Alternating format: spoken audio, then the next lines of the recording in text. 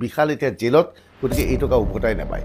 আৰু সমাজৰ ওচৰত লাজত ব্লেক মানি বিনিয়োগ কৰা এই লোকসকল এতিয়া সন্মুখলৈ আহিব বিচৰা নাই। কিন্তু গুৱাহাটীত ইয়াৰ বিশাল বা চুমিৰ ওচৰত সৰু সুৰা মানুহে ধন বিনিয়োগ কৰা নাছিল, বৃহৎ পৰিমাণৰ ধন ভদ্ৰ মানুহ শিক্ষিত মানুহে বিনিয়োগ কৰিছিল, গতিকে তেওঁলোক এতিয়া সন্মুখলৈ অহা নাই। নমস্কাৰ দৰ্শকসকল, এইকেইদিন চুমি বৰা আৰু বিশাল ফুকনে মানুহৰ মন মগজুত এনেদৰে বহি লৈছে যে বেলেগ খবৰ বাতৰিয়ে কোনো প্ৰভাৱেই নেপেলায় মানুহৰ মনত। বহুত ডাঙৰ ডাঙৰ খবৰ হেৰাই গৈছে মিডিয়াৰ পৰা বিশাল ফুকন আৰু চুমি বৰাৰ উৎপাতত।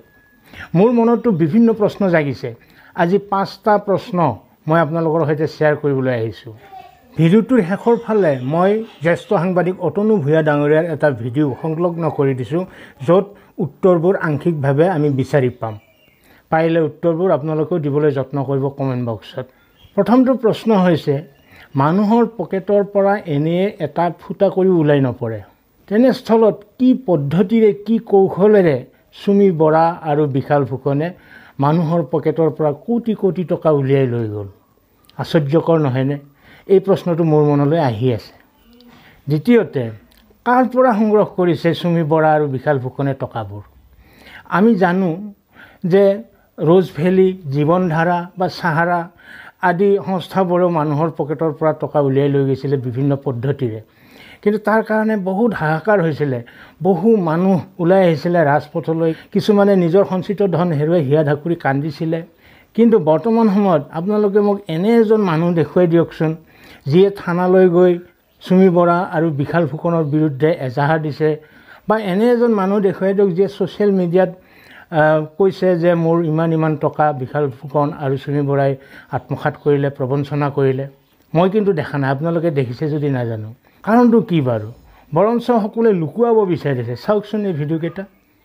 যে মোৰ সেই মানুহখিনিৰ লগত, চুমি বৰাৰ লগত মোৰ কোনো ধৰণৰ সম্পৰ্ক নাই, যে মই এই ধৰণৰ কথাৰ লগত কোনো ধৰণৰ ফিনেন্সিয়েল, কোনো ধৰণৰ ব্যৱসায়িক, কোনো ধৰণৰ বিনিয়োগৰ সম্পৰ্কত বা ৰিলেশ্যনত মই নাই। প্ৰথমতে মই এজন ডিজাইনাৰ হিচাপে তেখেতসকলক চিনি পাইছিলোঁ। বিয়াৰ সময়ত তেখেতসকলে মোৰ ওচৰত কাপোৰ বনাব আহিছিলে। 3 নম্বৰতে, কোটি কোটি টকাৰ কথা ওলোৱাৰ পিছতে আমি গম পাইছোঁ যে এয়া কোনো সহজ বেপাৰ নহয়, এয়া ধনী মানুহৰ সৈতে হোৱা লেনদেন। তেনেহ'লে ধনী মানুহবিলাক বহুত বুৰ্বক নেকি? টকাখিনি মাৰিব ওলাইছে, তেওঁলোকে আকৌ মনে মনে আছে।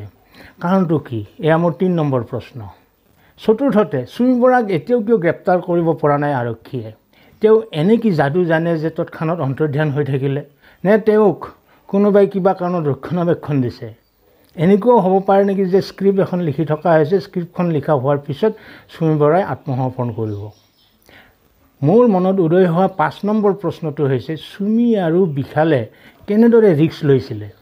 তেওঁলোকে বিপদৰ আগজাননী পোৱা নাছিল নেকি? তেওঁলোকে এদিনো ভবা নাছিল নেকি যে আমি টকাবোৰ ঘূৰাই দিব নোৱাৰিলে আমাৰ দুৰ্গতি হ'ব, দুৰ্দশা হ'ব? কি সাহসত তেওঁলোক বিন্দাজ হৈ আছিলে? এইকেইটা মোৰ মনলৈ অহা প্ৰশ্ন। এই প্ৰশ্নবোৰৰ উত্তৰ সামাজিক মাধ্যমত বিচাৰি খুচাৰি ফুৰোঁতে জ্যেষ্ঠ সাংবাদিক অতনু ভূঞাৰ এটা ভিডিঅ' পাই গ'লোঁ, যিটো ভিডিঅ'ত আংশিকভাৱে এই প্ৰশ্নবিলাকৰ উত্তৰ আমি পাই গৈছোঁ। আহক আমি ভিডিঅ'টো চাই লওঁ। ডিব্ৰুগড়ৰ আপুনি আচৰিত নহ'ব, অসম চিকিৎসা মহাবিদ্যালয়ৰ বৃহৎ সংখ্যক চিকিৎসকৰ ধন বিশালৰ একাউণ্টত বিনিয়োগ কৰা হৈছিল, আৰু এই ক্ষেত্ৰত গুৰুত্বপূৰ্ণ ভূমিকা পালন কৰিছিল চুমিয়ে। চুমিয়ে ডিব্ৰুগড়ৰ বহু চিকিৎসকক সাক্ষাৎ কৰিছিল। এই চিকিৎসকসকলৰ ব্লেক মানি পোনে পোনে বিশালক জমা দিয়া হৈছিল। ডিব্ৰুগড়ত এনে বহু চিকিৎসক আছে যিসকলে 50 লাখ টকা পৰ্যন্ত ট্ৰেডিঙৰ নামত চুমিৰ জৰিয়তে বিশালক জমা দিছিল। এই চিকিৎসকসকলে বিশালক চিনি নাপায়, তেওঁলোকে চিনি পায় চুমিক। চুমিয়ে প্ৰলোভন দিয়ে যে এই ধনৰে তেওঁলোকে 6 মাহৰ ভিতৰত 30% সুদত পইচা দিয়া হ'ব। এতিয়া সমগ্ৰ কাহিনীটো বুজি লওক আচলতে কি হৈছিল। ডিব্ৰুগড়ৰ 10জন ব্যক্তিৰ পৰা ধৰি লওক 10 লাখকৈ টকা লোৱা হ'ল, 1 কোটি টকা বিশালৰ হাতলৈ আহিলে। 6 মাহৰ পিছত ইয়াৰে 30%, অৰ্থাৎ 30 হাজাৰকৈ 10জনক 3 লাখ টকা দি দিয়ে, বাকী 7 লাখ টকা বিশালৰ লগত থাকিল। লগে লগে 10জন ব্যক্তিয়ে আন 10জনক কয় যে ইয়াৰ তাত টকা জমা দি মই 30% সুদ 3 মাহত লাভ কৰিছিলোঁ। লগে লগে আৰু 10জন আহি যায়। এইদৰে কোটিয়ে কোটিয়ে ধন সংগ্ৰহ কৰিছিল বিশালে, কিন্তু এই ধন ট্ৰেডিঙত ব্যৱহাৰ কৰা এতিয়া কোনো তথ্য আৰক্ষীয়ে উদ্ধাৰ কৰিবলৈ সক্ষম হোৱা নাই। শেহতীয়াভাৱে একাংশ মিডিয়াত খবৰ ওলাইছে গুৱাহাটী মহানগৰীত আৰক্ষীয়ে চুমি বৰাৰ সন্ধানত অভিযান চলাইছে। কিন্তু মহানগৰ আৰক্ষীৰ উচ্চস্তৰীয় সূত্ৰৰ সৈতে আমি যোগাযোগ কৰিছিলোঁ। তেওঁলোকে আমাক জনোৱা মতে চুমি বৰাৰ সন্ধানত গুৱাহাটী আৰক্ষীয়ে কোনো ধৰণৰ অভিযান চলোৱা নাই। কিন্তু মহানগৰ আৰক্ষীৰ উচ্চস্তৰীয় সূত্ৰই জানিব দিয়া মতে চুমি বৰাৰ সন্ধানত মহানগৰ আৰক্ষীয়ে কোনো ধৰণৰ অভিযান চলোৱা নাই। চুমি বৰাৰ সন্ধানত অৱশ্যে ডিব্ৰুগড় আৰক্ষীয়ে অভিযান চলাইছে। ডিব্ৰুগড় তথা অসমৰ বিভিন্ন ব্যক্তিৰ সৈতে চুমিয়ে যোগাযোগ কৰিছিল আৰু সেই ধন বিশালৰ তাত বিনিয়োগ কৰিবলৈ আহ্বান জনাইছিল। চুমিৰ কথাত প্ৰলোভিত হৈ বিভিন্ন ব্যক্তিয়ে বিশালৰ তাত ধন বিনিয়োগ কৰিছিল আৰু এই ধন বিনিয়োগ কৰাৰ ক্ষেত্ৰত বিশাল সন্মুখলৈ নাহিছিল, সন্মুখলৈ আহিছিল চুমি। শেহতীয়াভাৱে বিশালে এই ফাৰ্মাটিকেল কোম্পানী স্থাপন কৰাৰ লগতে ডিব্ৰুগড়ৰ এজন বিখ্যাত চাহ ব্যৱসায়ীৰ পৰা 100 বিঘা মাটি ক্ৰয় কৰিবলৈ গৈছিল। সেই মাটিৰ মূল্যত যি মূল্য লাগে তেওঁ দিবলৈ সাজু আছিল। কিন্তু আমাৰ হাতত খবৰ মতে সেই চাহ ব্যৱসায়ীজনে বিশাল নামৰ সৰু ল'ৰাটোৰ লগত কথা পাতি বৰ ভাল নাপালে আৰু ক'লে মোক যিমানেই টকা দিয়া মই এই মাটিখিনি বিক্ৰী নকৰোঁ।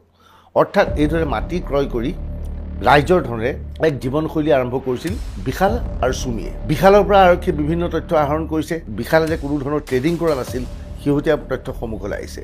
ইয়াৰ লগে লগে চুমি যে মেইন সন্মুখৰ ব্যক্তি আছিল সেই কথাও স্পষ্ট হৈ পৰিছে। খবৰ অনুসৰি চুমিক এতিয়া উদ্ধাৰ কৰিবলৈ একাংশ ব্যক্তি তৎপৰ হৈ পৰিছে। ডিব্ৰুগড় আৰক্ষীৰ সৈতে বাৰে বাৰে যোগাযোগ কৰিছে চুমি নিৰ্দোষী, চুমিক গ্ৰেপ্তাৰ কৰিব নালাগে। তাৎপৰ্যপূৰ্ণ ঘটনা, এনে বৃহৎ পৰিমাণৰ ধন বিশালে আত্মসাৎ কৰিলে যদিও আজি পৰ্যন্ত ডিব্ৰুগড় আৰক্ষীৰ ওচৰত এজনো ব্যক্তি আহি কোৱা নাই যে মোৰ ধন বিনিয়োগ কৰিছিলোঁ বিশালৰ তাত, সেই ধন মই বিচাৰিছোঁ। আচলতে এই সকলোবোৰ ধন ব্লেক মানি আছিল। বিশেষকৈ ডিব্ৰুগড়ৰ একাংশ চিকিৎসকে বৃহৎ পৰিমাণৰ ব্লেক মানি বিশালৰ তাত ইনভেষ্ট কৰিছিল।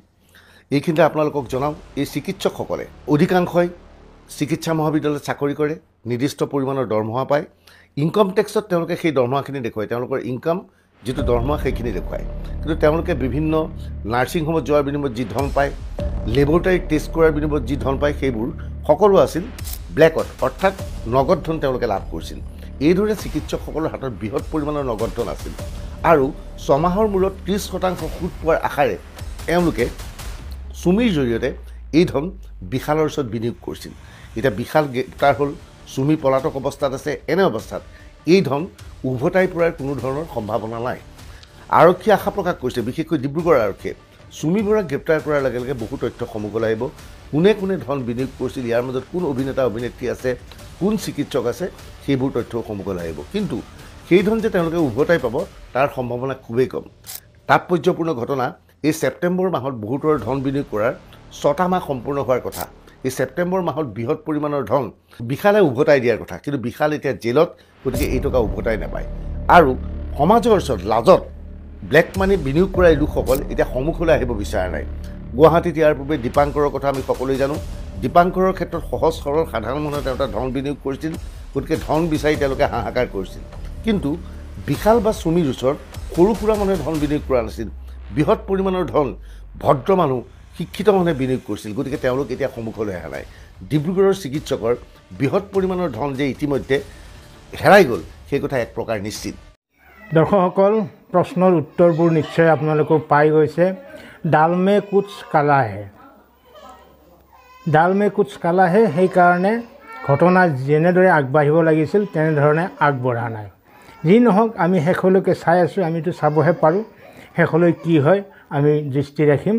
আপোনালোকৰ কমেণ্ট বক্সত কমেণ্ট কৰক আপোনালোকৰ বক্তব্য। আজিলৈ এৰিছোঁ, ধন্যবাদ।